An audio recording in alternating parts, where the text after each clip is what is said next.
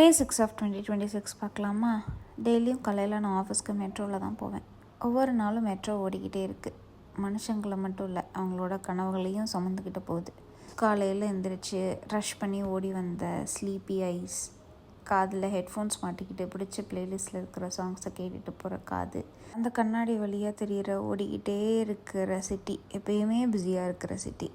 யாருமே பேசிக்க மாட்டோம் ஒருத்தருக்கு ஒருத்தர் கூட, ஆனால் எல்லாருக்குள்ளேயும் ஏதோ ஒன்று ஓடிக்கிட்டே இருக்கும். ஆஃபீஸு, வீடு, வேலை, வாழ்க்கை, காலேஜு, மீட்டிங்கு, இன்றைக்கி என்ன பண்ணணும், அவன் என்ன சொல்லுவான், இவன் என்ன சொல்லுவான், இன்றைக்கி எப்படி இதை முடிக்கணும் அதை முடிக்கணும்னு சொல்லிட்டு டெட்லைன்ஸை நோக்கி நமக்குள்ளே நிறைய தாட்ஸ் ஓடிக்கிட்டே இருக்கும்.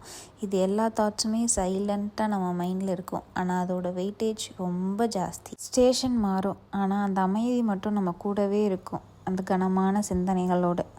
இந்த பயணம் சின்னது தான், ஆனால் இந்த சின்ன பயணத்துக்குள்ளே நிறைய வாழ்க்கை இருக்குது.